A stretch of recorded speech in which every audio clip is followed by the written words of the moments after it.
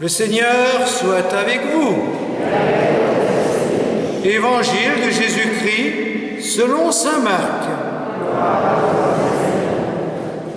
Le premier jour de la fête des pains sans levain, où l'on immolait l'agneau pascal, les disciples de Jésus lui disent « Où veux-tu que nous allions faire les préparatifs pour que tu manges la Pâque ?» Il envoie 2 de ses disciples en leur disant « Allez à la ville, un homme portant une cruche d'eau viendra à votre rencontre, suivez-le. Et là où il entrera, dites au propriétaire, le maître te fait dire, où est la salle où je pourrais manger la Pâque avec mes disciples? Il vous indiquera à l'étage, une grande pièce aménagée est prête pour un repas. Faites-y pour nous les préparatifs. Les disciples partirent, allèrent à la ville. Ils trouvèrent tout comme Jésus leur avait dit, et ils préparèrent la Pâque. Pendant le repas, Jésus, ayant pris du pain et prononcé la bénédiction, le rompit, le leur donna et dit « Prenez, ceci est mon corps. » Puis ayant pris une coupe et ayant rendu grâce, il la leur donna, et ils en burent tous. Et il leur dit « Ceci est mon sang, le sang de l'alliance, versé pour la multitude.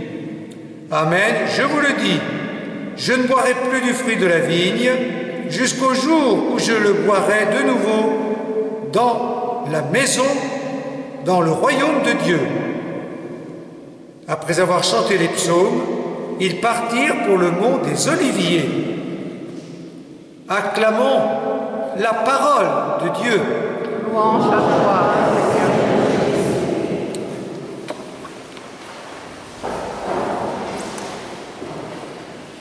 Comme c'est la fête du Saint-Sacrement, du corps du Christ, la fête de l'Eucharistie, la fête de la messe, eh bien il est bon de réfléchir les uns les autres. Comment bien vivre la messe? On entend souvent « Oh, la messe, ça m'ennuie » ou « ça m'apporte rien » ou « je comprends rien » ou « pas grand-chose ». Et puis, pendant le temps du confinement, des gens se sont habitués à regarder la messe à la télé ou même à ne plus participer à la messe. Et certains ont dit « la messe, ça m'a pas manqué, j'ai prié autrement ». Bon, on peut multiplier des réflexions de ce genre, mais l'essentiel pour nous, c'est de se dire, oui, comment faire pour que pour nous, la messe soit pas ennuyeuse, mais vraiment intéressante, vivante, pour qu'elle soit une nourriture, pour qu'elle nourrisse notre foi, notre vie. Eh bien, je crois que le problème, pour qu'une messe soit vraiment intéressante et nourrissante, il faut faire le lien avec la vie. Si on assiste à la messe sans faire le lien avec notre vie, oui, elle peut rester extérieure à nous, donc n'être pas intéressante. Le lien avec la vie, eh bien comment le faire? Tout au long des différentes parties de la messe, il faut voir comment ce qui est dit, ce qui est célébré, avec des paroles, des gestes, peut descendre dans notre vie et même transformer notre vie. Au début, c'est le temps de l'accueil. Le temps de l'accueil où on chante, où on dit un peu le thème de la célébration. Aujourd'hui, fête du Saint-Sacrement, par exemple. Il faut penser à notre vie. Qu'est-ce qui nous marque actuellement? Qu'est-ce qui nous marque présentement? On vient avec des soucis, des joies, des peines, des projets. Voilà, c'est le mois de juin. Nous, on n'a pas des examens, on ne va pas à l'école, mais pour les jeunes, il y a plein d'examens, de concours ou d'orientation, etc. Nous, voilà, qu'est-ce qui nous marque actuellement? Parce que si on vient à la messe, c'est pour que le Christ vienne dans notre vie telle qu'elle est en ce moment. Et donc, il faut d'abord penser à notre vie pour l'apporter au Seigneur. Puis vient le temps de la démarche pénitentielle qui est un peu rapide, mais c'est évident que là, il faut faire un petit examen de conscience personnelle, par là les intentions qui nous sont données. Qu'est-ce qui ne va pas bien en nous, dans notre manière de vivre la foi, la vie chrétienne?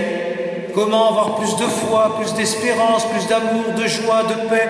Qu'est-ce qu'il faut changer en nous? Et en demandant pardon, on ne cherche pas à se culpabiliser, on cherche à se libérer. Allez Seigneur, tu me donnes ton pardon, tu me tends la main pour que je devienne meilleur. Eh bien voilà, j'ai envie d'être meilleur sur tel ou tel point. Voilà, c'est très rapide, mais au moins, voilà, ça entre dans notre vie, et c'est intéressant, ça donne de l'élan pour une progression. Et puis vient le long temps de la parole. Alors la parole, bien souvent on dit, oh là là, il y a des textes, on n'y comprend rien. C'est vrai que même certaines fois, il y a des textes, même en les lisant, c'est difficile à comprendre. Alors en les entendant rapidement, ça nous passe par-dessus la tête.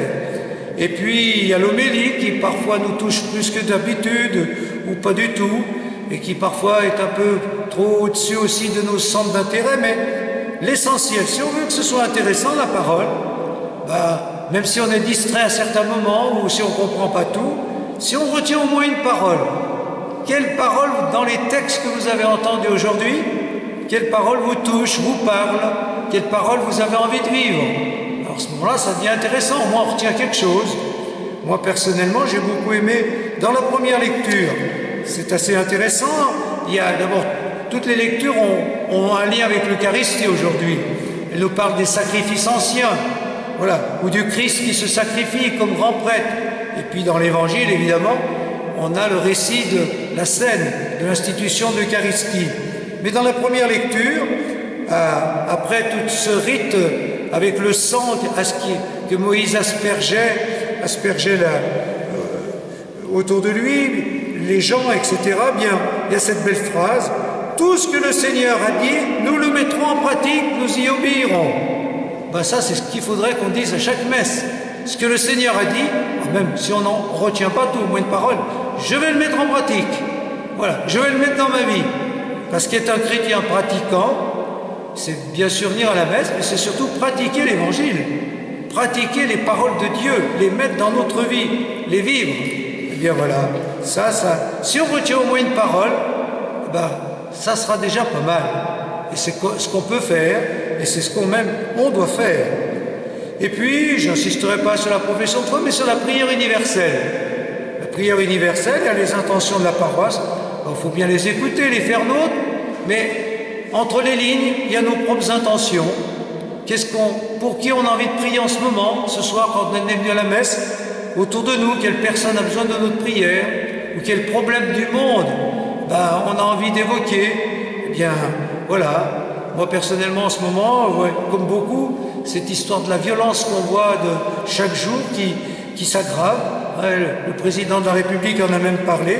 C'est vrai qu'il y a une dégradation dans les rapports humains et dans les couples notamment, puisqu'on voit régulièrement des crimes entre conjoints. Ça, c'est vraiment la violence qui fait son œuvre et qui avance. Donc, prions pour ce monde, et voilà. Et à l'offertoire, si on apporte notre vie justement avec ce qui nous marque, on doit aussi apporter la vie du monde, avec tout ce que l'actualité nous a appris, parce que si on vient à la messe, c'est bien sûr pour que le Christ vienne dans notre propre vie, mais aussi pour qu'il vienne dans la vie de tous les autres, et dans la vie de notre monde, que ton règne vienne. Donc, on apporte la vie du monde avec ce qui nous semble le plus important à apporter au Seigneur. Et puis vient le temps de la préface, avec tous les merci qu'on peut avoir, parce que si on est là pour recevoir le Christ, on est là aussi pour lui rendre grâce. Et l'Eucharistie, ça veut dire rendre grâce.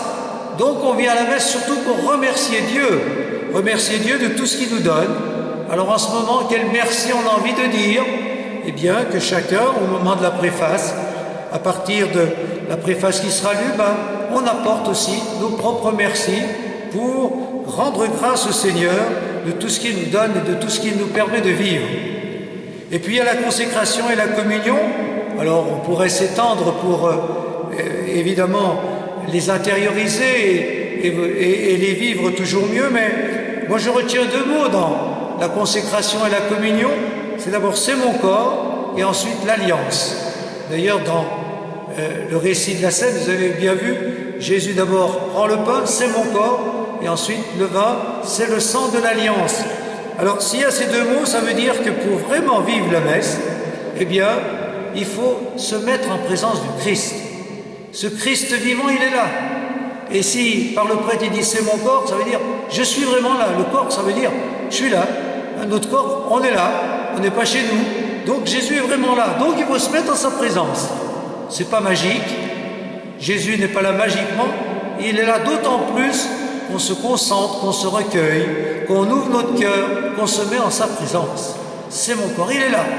Et quand prêtre ou celui qui donne la communion dit le corps du Christ, ben oui, ce Christ qui est là, il va venir en moi. Donc il est en moi et il viendra encore plus en moi si je sais l'accueillir, parce que le Christ vient toujours plus.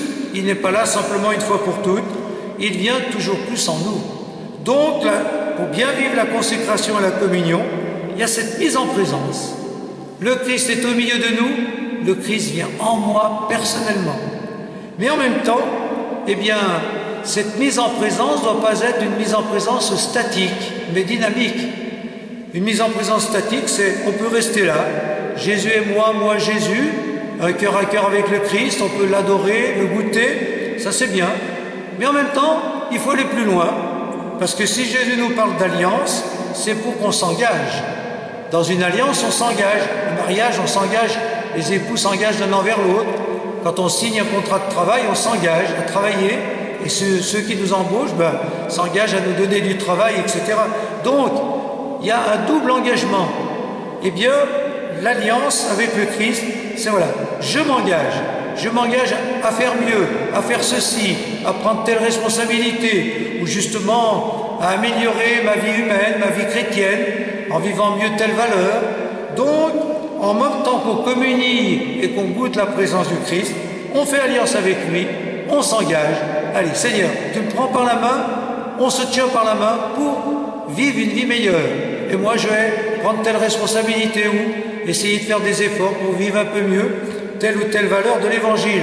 À ce moment-là, si on repart avec ce sentiment de la présence du Christ et cet engagement avec son aide et sa grâce à mieux vivre en chrétien, la messe, c'est pas simplement une nourriture, c'est vraiment un moteur, le moteur de notre vie.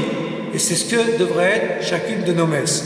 Et puis, à la fin, bien sûr, si on est envoyé, aller dans la paix du Christ, c'est pour porter aux autres tout ce qu'on a reçu dans l'Eucharistie et tout ce qu'on reçoit dans la foi. Ce Christ qui vient en nous et qui nous aide à être meilleurs, avec qui on fait alliance, il faut le rayonner. Il faut le rayonner par la parole, mais surtout par l'exemple. Il faut donner aux autres l'envie de le connaître et de l'aimer. Et si on est envoyé, c'est pour être ces témoins qui vivent vraiment l'Évangile et qui essayent de donner aux autres le goût de le vivre. Alors voilà, la messe, il faut vraiment la préparer. Et même s'il y a des moments où on part un peu dans la distraction, il faut revenir à la parole, il faut revenir aux gestes qui sont faits, et puis vivre avec, en mettant notre vie, tout ce qui comporte notre vie, on la porte, et à ce moment-là, la messe, c'est vraiment le Christ qui vient dans notre vie pour la changer, et à ce moment-là, eh bien la messe est plus que nourrissante, et c'est ce que la messe devrait être pour chacun de nous. Alors, prenons les moyens, avec l'aide du Christ et de son Esprit, de mieux vivre nos messes pour qu'elles soient toujours plus enrichissantes et nourrissantes. Amen.